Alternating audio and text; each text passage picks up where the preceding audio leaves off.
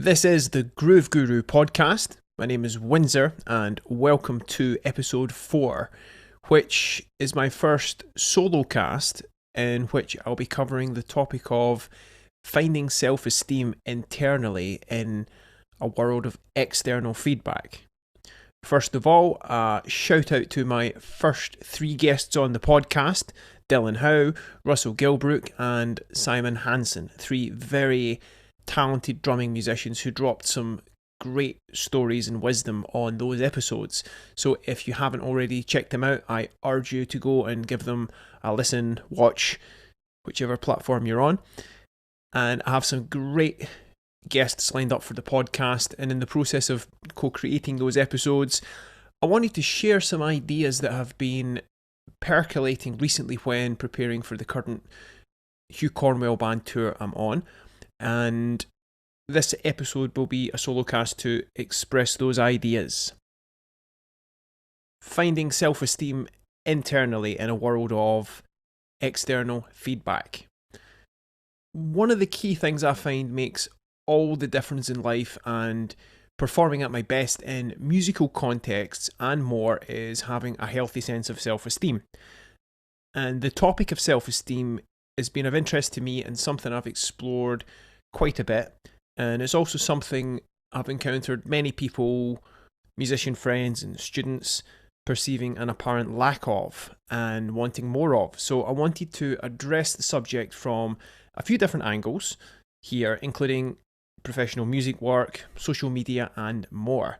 And given the current niche of this podcast, I'll be addressing the topic from a music and drumming standpoint, though what we cover can also be applied to other areas. Understanding the mind. With self-esteem, the subject is a psychological one and relates to the mind, so it first makes sense to understand more about how the mind works.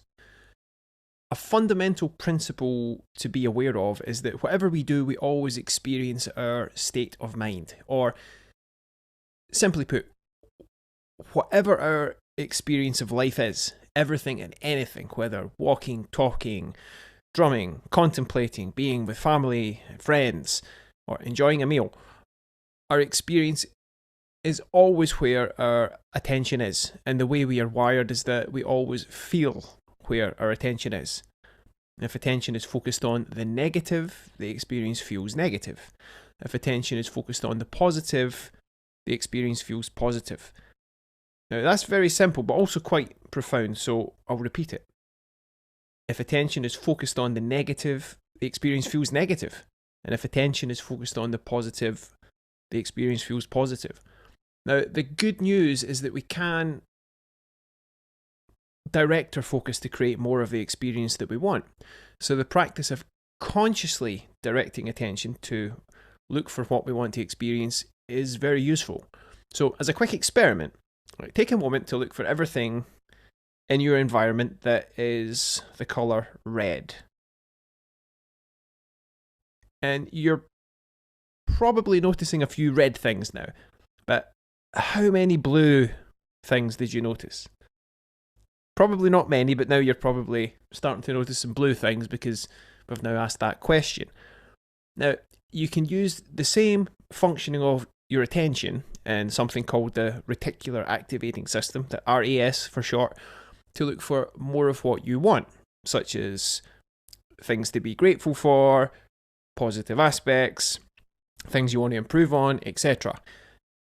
And when you do that, you'll create the corresponding emotional states, and that's good to know because it puts you more in the driver's seat when steering the wheel of your attention, and that's empowering, which is a big part of what this podcast is all about.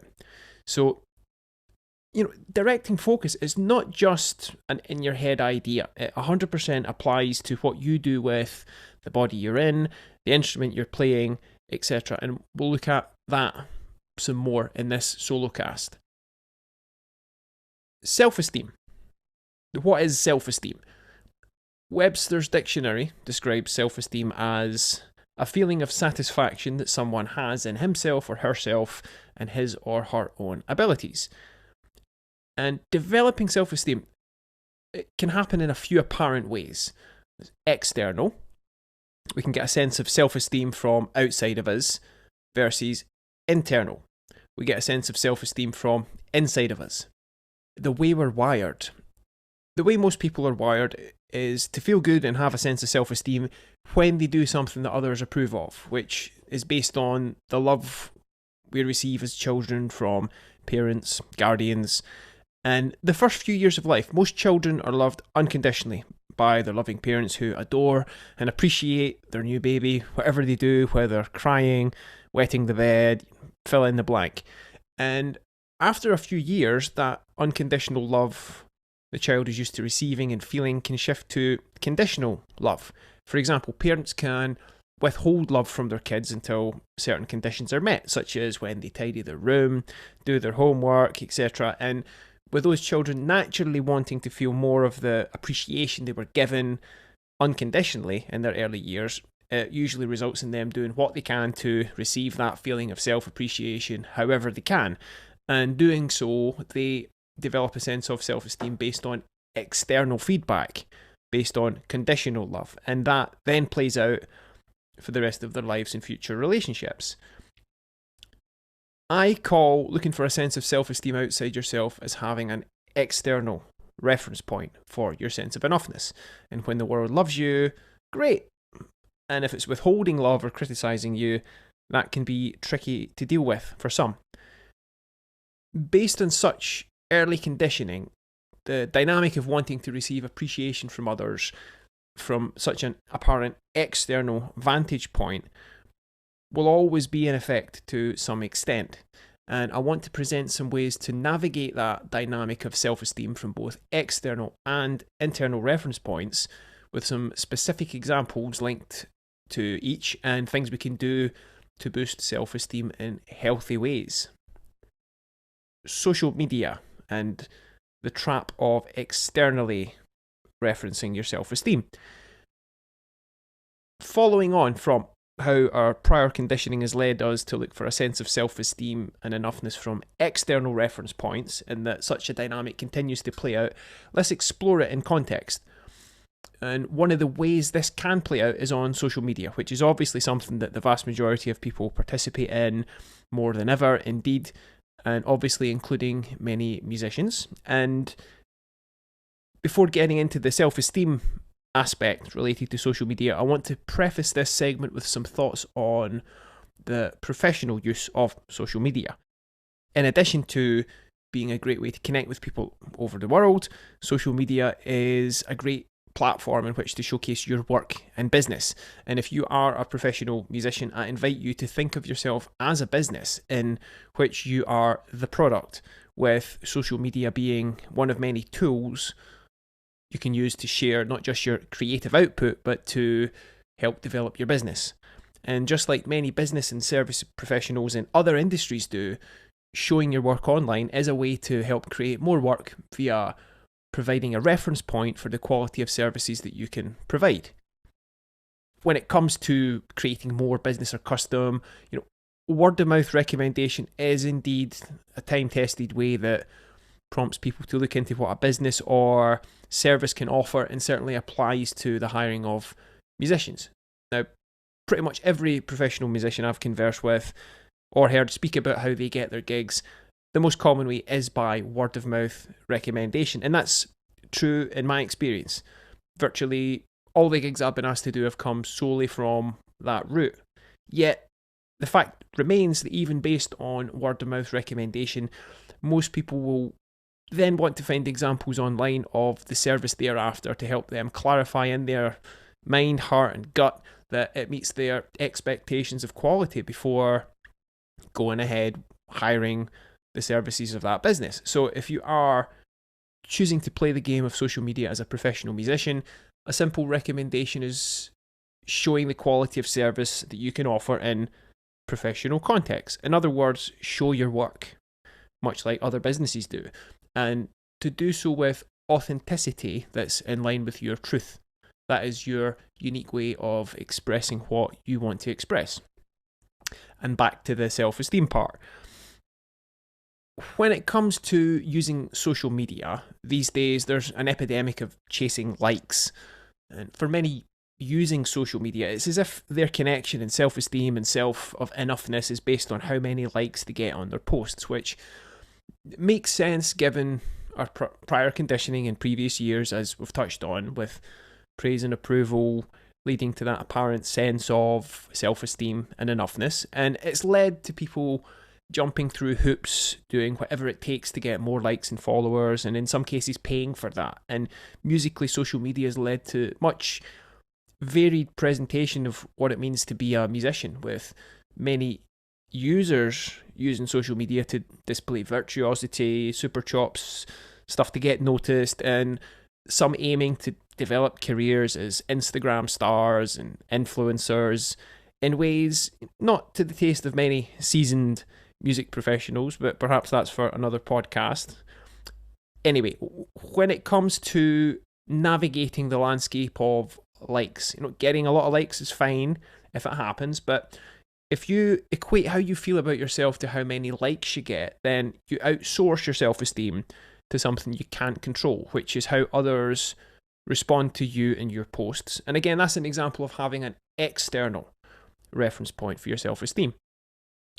Similarly, when you're posting and not getting as many likes as you want or think you should, and perhaps your posts are met with criticism, and perhaps you're comparing yourself to how you perceive the status of your friends and peers and how many likes they're getting as they present themselves as they do and the work they're doing, and by comparison you see yourself somehow as less than, and that's affecting your sense of self negatively, it can be a relative downer, unhealthy and unproductive without some empowering perspective to navigate and reframe that. So let's address that.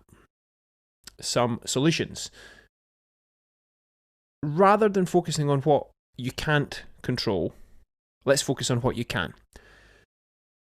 If you play the game of social media and show yourself in your best and most authentic light, whatever you post, regardless of how many likes you receive from others or not, praise yourself for your accomplishments.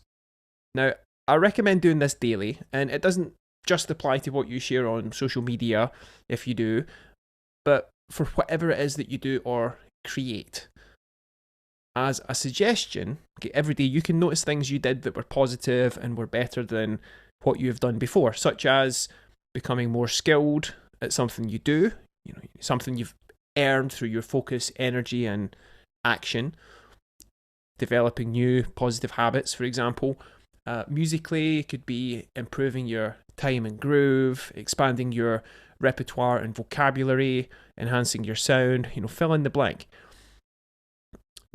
By noticing and regularly celebrating as well your accomplishments, whether doing so just in your mind or even writing them down in a journal, a note on your phone, or a Word document, for example, you begin to develop more of an internal reference point for your self-esteem, and in the process begin to see yourself as someone who does accomplish things and is regularly leveling up.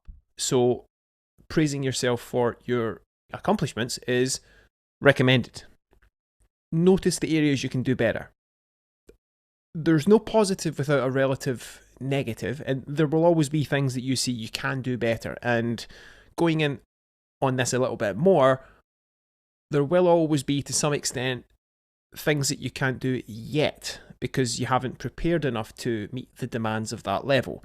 And that's what practicing or training is all about, and we'll get into that some more as well. When you reflect on your progress to grow and be the best you can be in fulfilling your vision and aspirations, a fundamental key is to identify what you want your outcome to be and then put the required work in to manifest that.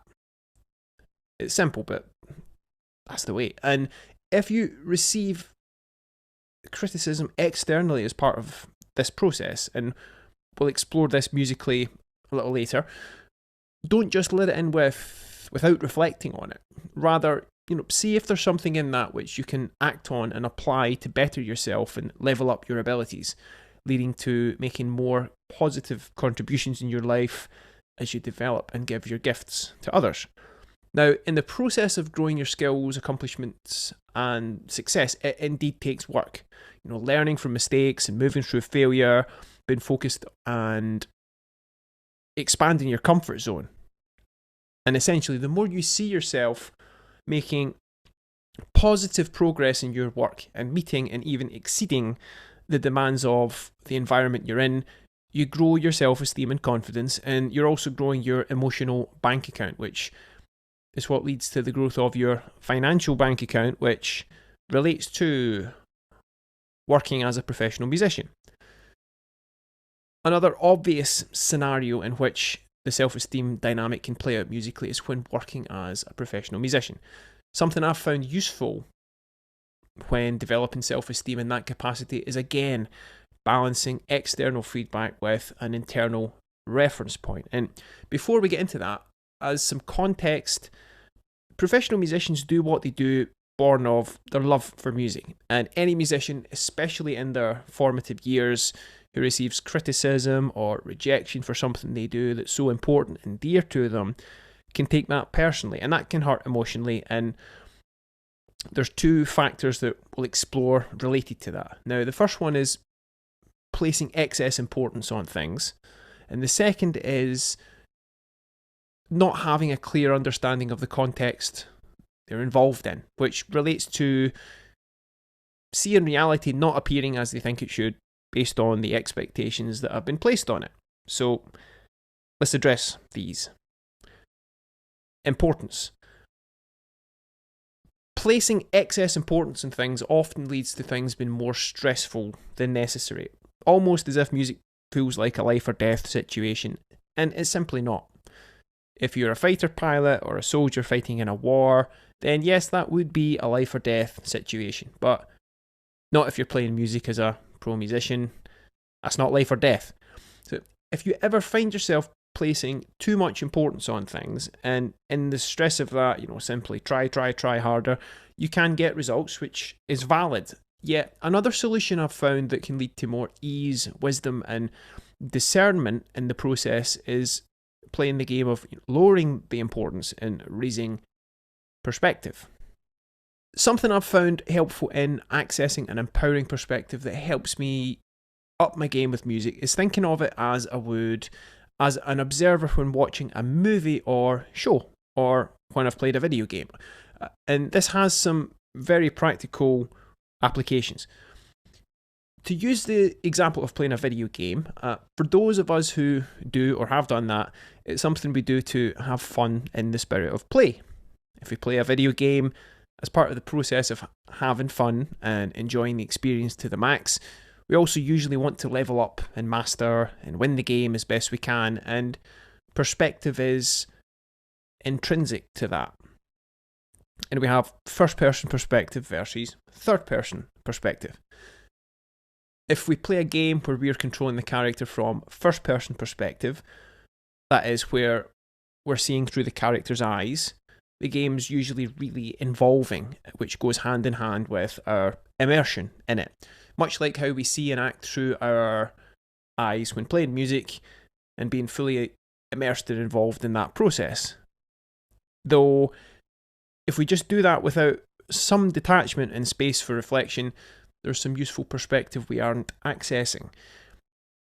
So if we then zoom out with the game example and play a game where we see the character we're playing from third person perspective, that is where we see the character on screen a la World of Warcraft or The Sims, etc., it can make it more obvious that the character on screen is not who we really are, and as we play we're still controlling the player, though we have a more elevated perspective and sense of detachment from the character whilst we do what it takes to level up, develop our skills and master the game. And to take this to the next level and zooming out even further, we can use the example of watching a movie. Watching a movie, we see what's happening on screen, we see and experience the characters, the location, the story, the interplay and more.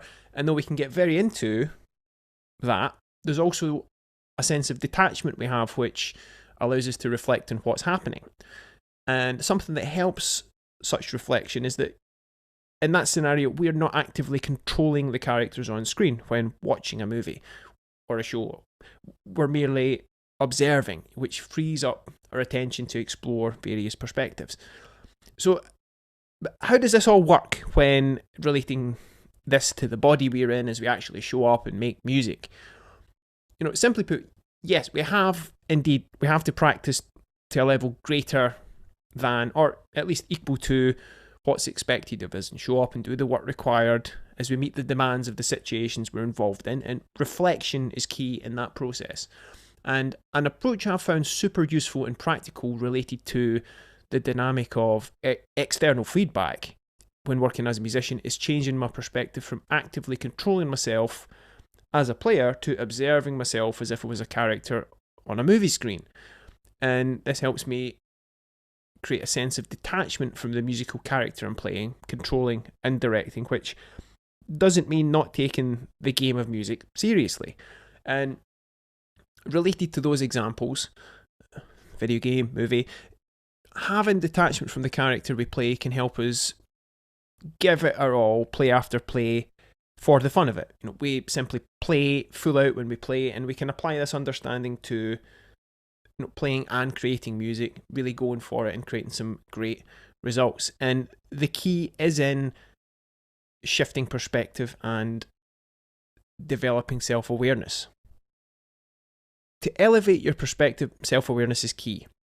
Now, beyond the external reference point of identifying with yourself just as the character of the body you're in as you explore the world you're in relation to others inhabiting it, it's possible to access a deeper internal vantage point to view your sense of self, identity, and self-worth, self-esteem that facilitates such aforementioned detachment from the character you're playing, and in creating a space for yourself in which to reflect more and clearly and develop self-awareness. And simply put, meditation is a great way to access such a space in which to observe and also create a useful sense of detachment. In the state of meditation, and there's numerous practices to facilitate this, you access a sense of your core self within the mere physical character you play, beyond your intellect. And there's many labels to describe this state, like you could call it the spiritual, the core self, subconscious, pure awareness. There's those and there's others. And simply put, it's about accessing a space of deep calm awareness and clarity that can play out with many practical applications and benefits musically and otherwise. In such a space of meditation, when you access that, you're always enough, regardless of what the apparent external world reflects. And again, you can't not be enough. You wouldn't be alive if you weren't. And accessing that space within that is meditation, it's always available to you, and there are some beautiful ways to access it and many great teachers providing pointers to it. And here are some great teachers and resources I've found really helpful in pointing me to access that sense of my core self and the state of meditation. And I'll put some links to these in the show notes. There's Eckhart Tolle, The Power of Now, David Hawkins, Letting Go, the HeartMath Institute and heart-focused breathing, the work of Sydney Banks, the Wim Hof method, and there are others. Now, it's not my intention to make this podcast episode just about meditation, but to help you achieve the practical results that you want. And I do invite you to be open to this information, especially if it's something you're new to. As this section, it does help set the tone for what follows in this podcast episode. The practice of meditation, as I see it, it means the experiencing the state of meditative clarity. And there's a difference between that and just sitting in a lotus position. And accessing and experiencing such clarity, it acts as a foundational element of your psychological makeup that can make you much more effective in anything you do practically. And one other key point about meditation is ultimately it's only you who can access the state of meditation. No one can do it for you, just as no one can practice music for you, your instrument for you. However, great teachers can guide you and help you get to where you want to be more efficiently, much like a shoehorn can help you put on your footwear with more ease. I will say that my experience with meditation has positively affected my mental health and sense of clarity, and definitely helped me become more effective at what I do practically. And one example of the latter is that in the state of meditation, when I have a clear head, I listen better. When I get beyond my personal thinking and into a state of calmness, I hear more clearly. I hear what the other musicians are playing. I listen to people more effectively from a space beyond my own ego thinking agenda, which helps me intuit the subtext of what people are saying and have more self-awareness of what's showing up in my world. And from that space, I can respond effectively